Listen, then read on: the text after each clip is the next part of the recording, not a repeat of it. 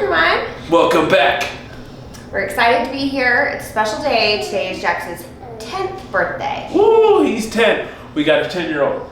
Which is kind of nuts. When Bedford and I got married, he had just turned 2.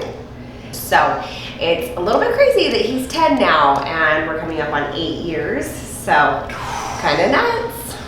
Oh man, my knees. My knees, my back, my shoulders, all of this stuff, man. All the things. Yeah, I'm getting old. We're getting old. We are. So it's huge. We love it. Happy birthday, little buddy. Freaking love that kid. He's a great kid. But it's kind of it's a weird one today. I'm gonna tell you why. It's a bittersweet day. So Jax is with his dad. So we don't get to see him today, and I think it's been difficult in a couple of different ways.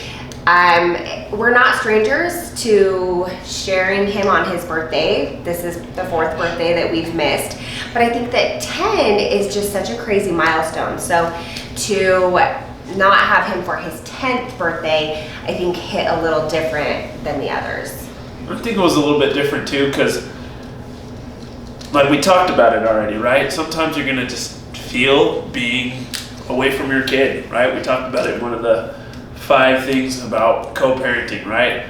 Whatever that title was, we'll link it. But today's one of those, or yesterday really was one of those days. Wasn't even yesterday. When was it? Friday when we dropped him off on Monday. So yeah. When we dropped him off on Monday, I think that the reality set in that he was turning 10 and that I was dropping him off and I wasn't going to be able to see him. So he was the one that did it too. He was like, next time you see me, I'll be 10. And we're like, oh. And he was so excited, and I was trying to be excited, and then I'm going to be honest, I shut the bathroom door and I cried for a little bit, because the realization is, you know, when you have your babies, you don't think to yourself, I want to spend a birthday without you. You know, birthdays are not only big for your kids, but they're big for you. It was the day that you had a child. And in this case, it was the day that I became a mother. He was like my first child. It was the day I became a mother. I became a mom 10 years ago today. And I think at 1:09 p.m. And you know, you remember those things. You remember those things. And so not being able to spend such an important day with your kids can be kind of gut-wrenching. So, yeah. I mean, that's it. You know, it's real. It's something that we go through. We definitely had some feels. There was a lot of emotions, a little bit of tears, but like, it is what it is. There's not a whole lot that we can do. So what we're doing today is we're gonna pretty much have a pretty normal day. We gave him a call. We said happy birthday. We FaceTimed him. The kids were super excited. He is having a great day with his dad and has some great things planned for the weekend. We've already had one little bit of a fiesta. I almost said fiesta, right? And we will be having another one next week, and that is what we're doing. So right now we're blessed, we are happy, we're healthy, and we're going to continue to move forward and you know, celebrate, you know, Jax a little bit today, but it's kind of business as usual, and we're going to really get after it later. Yeah. So, you know, I honestly think that there's only a few things that you can do in situations like this. I feel like, oh, there's a fluffy in my mouth. I feel like Christmases, I remember Jax went to Disneyland for the first time with his dad. He lost his first 3 teeth at his dad's house. I don't know how that happened. He must be punching them out. Yeah. Might be boxing or something, but he never lost teeth here. Here at his dad's. And his dad set a ridiculous standard. It was like $10 or something. 20? It was one tooth, and he gave him $10. And I was like, what? We gotta do this for like 24. What are you doing? You gotta measure your investment. We didn't talk about that beforehand. I bet. Well, the second tooth was like, yeah, go lose your tooth at Dad's house, because there's gonna be a lot of teeth. You got a whole mouthful of them. I'm not paying $10 for each one until you gotta get braces. Stop. Then I am paying for it all. Anyways, thank you for that tangent off of our emotional train. But you know, it's like there are things that you just miss, and there's nothing you can really do about it. Like, there's an emptiness that you kind of just notice. And if I'm being 100% honest with you, Jax shares a birthday with my best friend's son, who just so happens to be Riker's best friend. And, you know, every other year when we have Jax, my best friend and I coordinate, like, okay, I'll do my son's birthday party in the morning, you do your son's birthday party in the afternoon, so that we can be at each other's parties, because they're basically our family.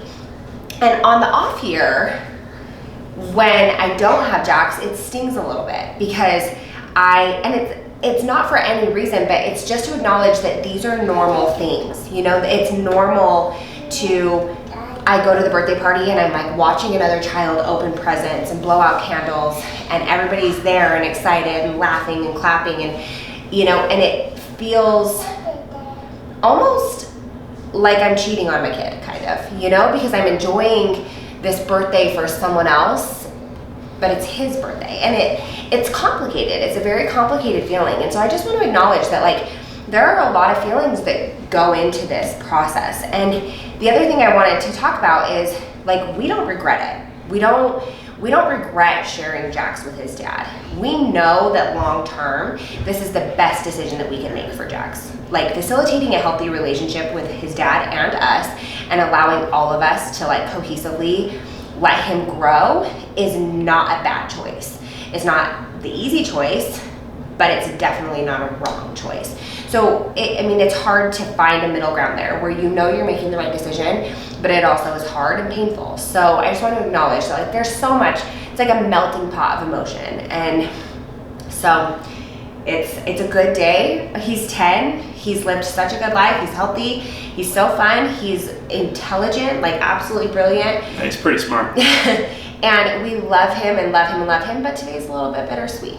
So for all the blended families who kind of know how that feels, you're not alone.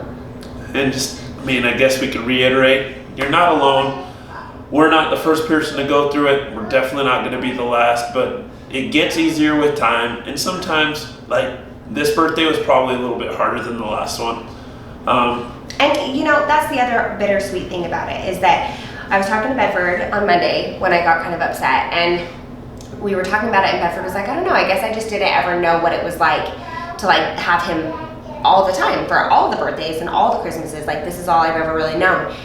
And so I don't really know what that's like. And that's when I actually started crying, because I was like, maybe I don't remember either. Like, people always say, like, it doesn't get any easier, but it kind of does. And that's maybe the harder part about all of it, is that it does get easier. It feels easier. Like, you are adapting to not having your child for things that are important. And that's a hard realization, but ultimately the realization that little stompy stomp, that you're coping. You know, it's a coping mechanism to protect yourself from how you would feel if you didn't try to protect yourself. So you're not alone. There's so many people that are in it with you and kind of trying to figure it out in their own little space. So it is what it is. Thank you for watching. Like, subscribe, all of that stuff. We really appreciate you guys. The following has gotten over 300, 315 something ish. Thank you. Crazy. We appreciate it. Okay. Love you guys. Peace.